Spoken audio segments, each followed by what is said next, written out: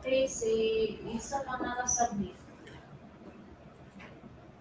so good day everyone. No, today we're going to have this topic, no, plant adaptation. So we have learned about plants. No, where they live, no, na yung mga klase-klase nga mga plants, no, depende kung asa sila po yun, no.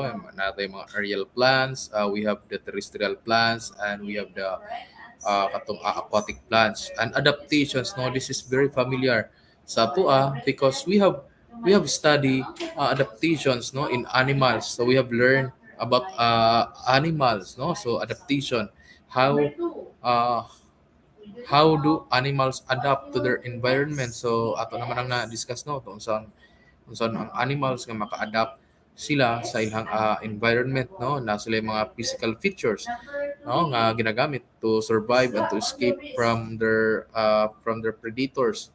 Karon pod, no, ang mga plants pod napod na sila adaptation nga kinabuhat to survive, no.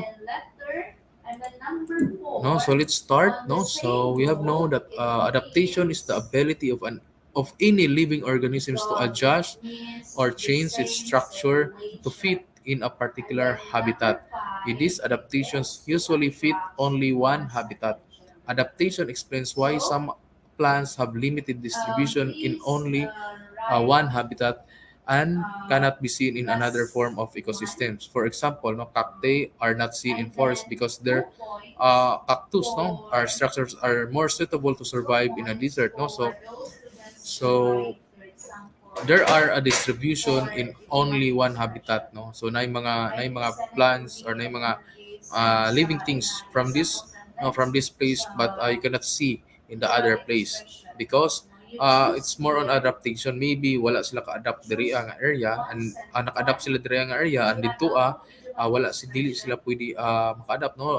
Dili sila maka-survive in the other place. Next, no, forms of adaptations in plants. So, what are the forms of adaptations in plants? No, plants tend to modify specific plant parts as a form of adaptation based on the condition of its surroundings. The following are variety of modifications of plants on the different plant parts. No, so in the animals, so na sila yung mga parts, no, sa ilang parts, so na sila yung gina modify, enable uh, to survive, no, para sila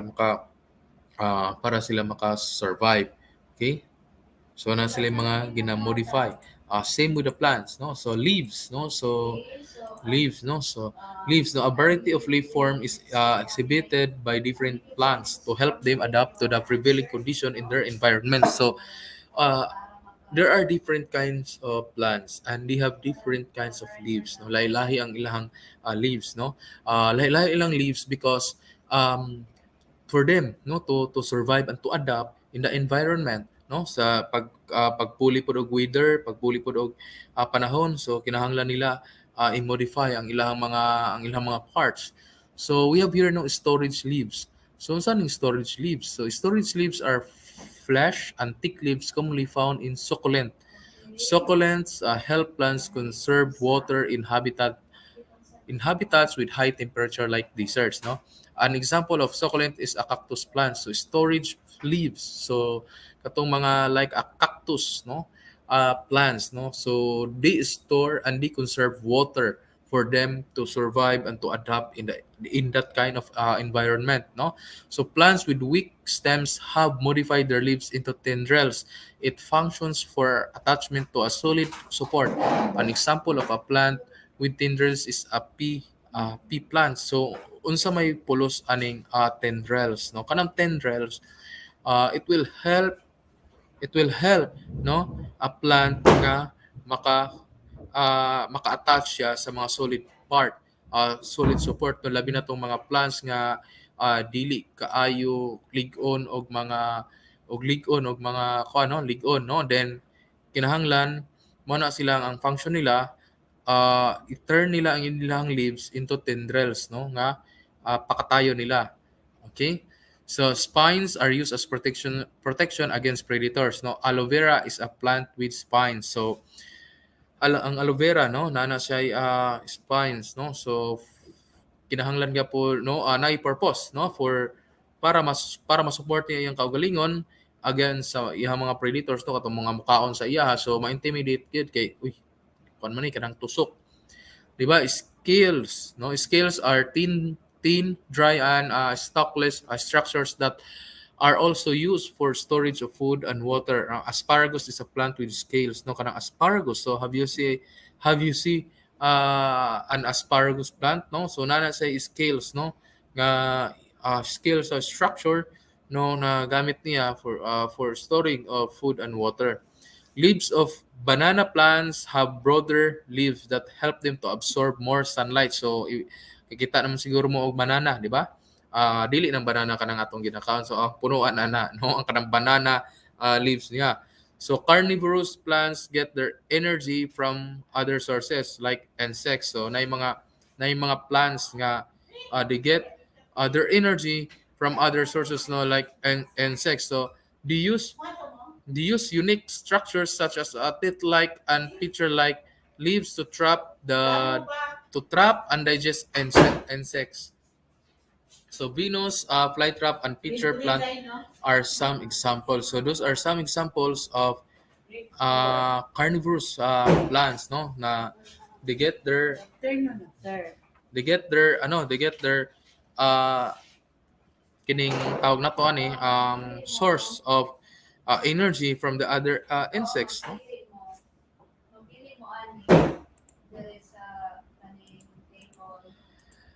We have the stems. So another features that used by plants to survive no ang kining stems no nga ilaga pong gina-manipulate no just like the leaves stems of some plants were also highly modified to help them survive in their environment. So isa sa mga gina-modified sa plants no isa sa mga gina-modified sa mga plants no for them to survive ay ang ilang stems.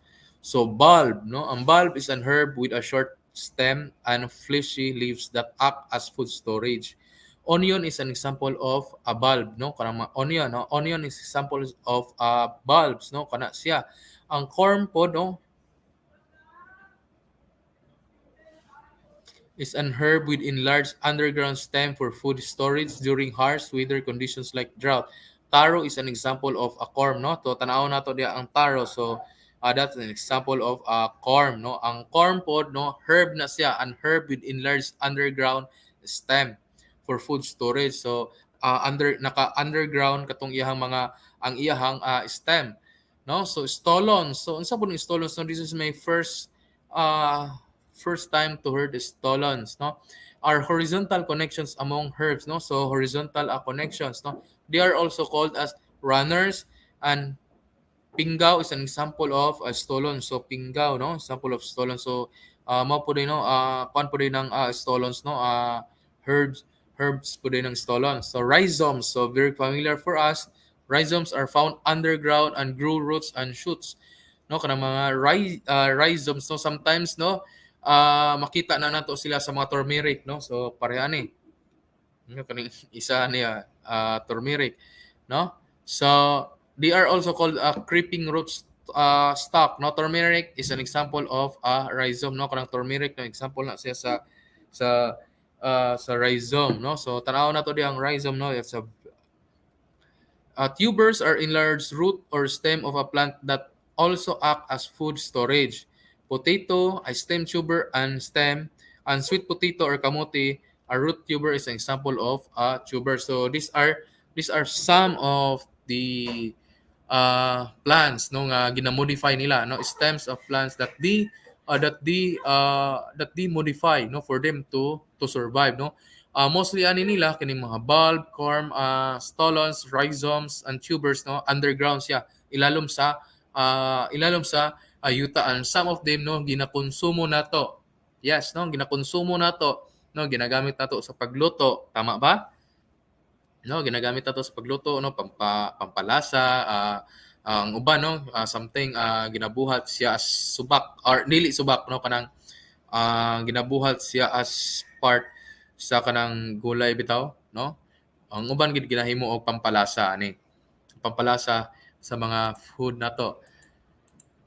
Okay, so roots, no? So unsa man roots, no? Roots of some plants were also modified and have specialized function that aid in adaptation to its environment. Prop roots, no, are used to support aerial plants. They hang down to the underground to the ground to gather food from the environment. No, a fig has prop roots.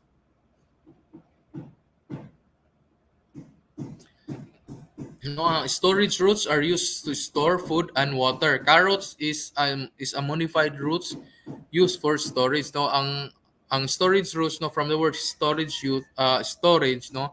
So they are used to store, no, store water or conserve water, no. Ang carrots pod is a modified root used for storage. Aerial roots are roots used to attach and climb in tree hosts. No, orchids have aerial roots. So we have that. This was a topic that we had in the previous, no, aerial, no, mga aerial plants, and then kaning aerial roots, no, so nag-attach siya or mo climb siya, no. Ang example ani ang orchids, no.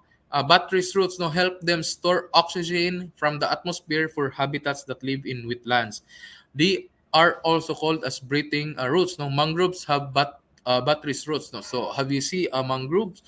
No, ang mangroves, no, it is a good example um buttress, no, nga nasa buttress roots, no, for storage, no, to get oxygen, no, from the atmosphere.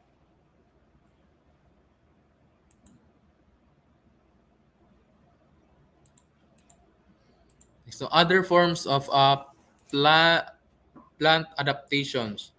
Okay, other plants like poison ivy and poison oak release toxins that can cause rash and itch to predators. Some plants produce brightly colored fruits and vegetables to attract animals and brightly colored petals to attract birds and insects. Now, this helps the plants to disperse their seeds and reproduce. So that's why some plants and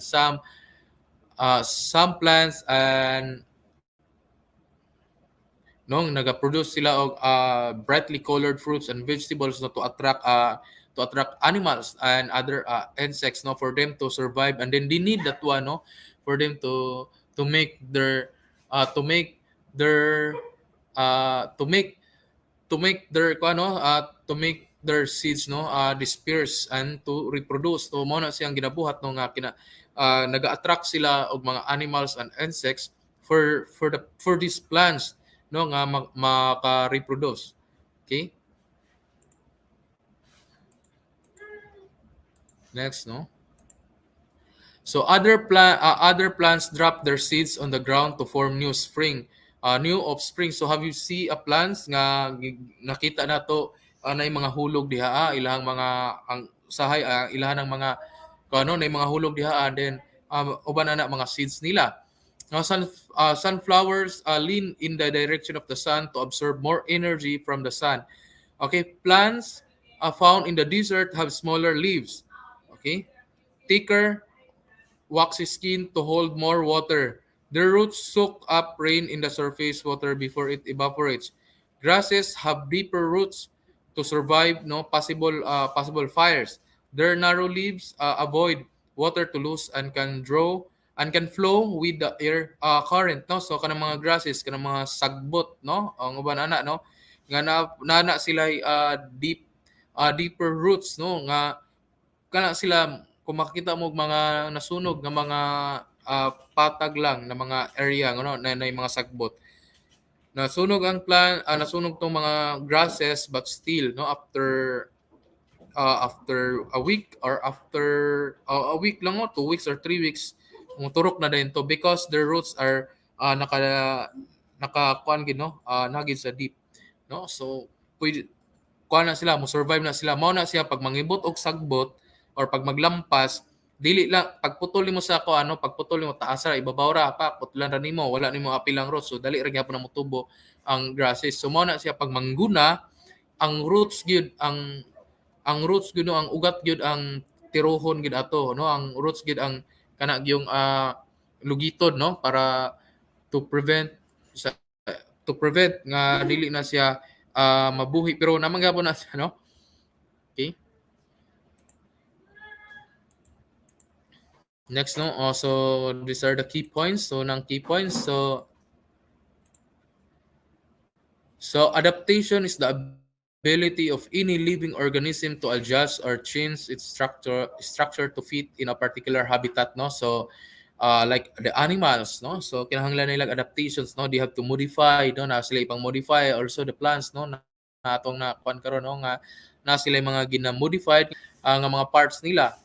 Okay, a variety of leaf forms is exhibited by different plants to help them adapt of the to the prevailing condition in their environment. Now, this can be in form of storage leaves, spines, scales, and tendrils. Okay, just like the leaves, stems of some plants were also highly modified to help them survive in their environment. Stem modifications come on the form of bulbs, stolons, tubers, rhizomes, and corms.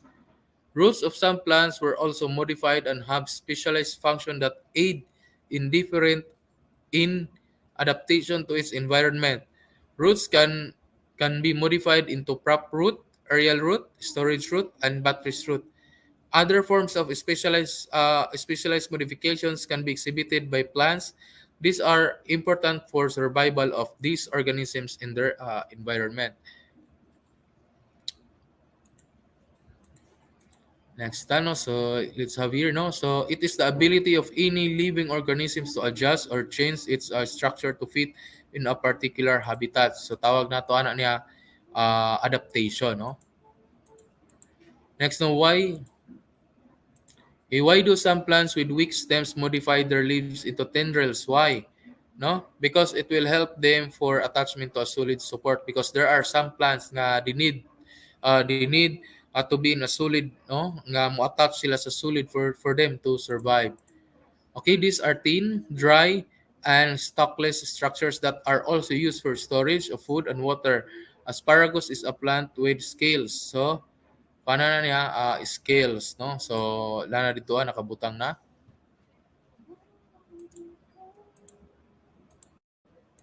Next, no. Okay, they hang down to the ground to gather food from the environment. So unsa man ni sila na klase nga roots, no? So this is, so tawag na to ana niya prop roots, no. Lahi man putong storage roots, no, kay ang storage roots, no, more on storing water for survival, no. These roots are used to store food and water. So tawag na to ana niya storage roots, no, from the word used to store food and water. Okay, turmeric is an example of what? No, that's an example of a rhizomes. Okay, they are also called as runners. So, ang katong stolons, no? An herb with enlarged underground stem for food storage during harsh weather conditions like drought. That is corm, no? These are enlarged root or stem of a plant that also act as food storage. So, tubers, no?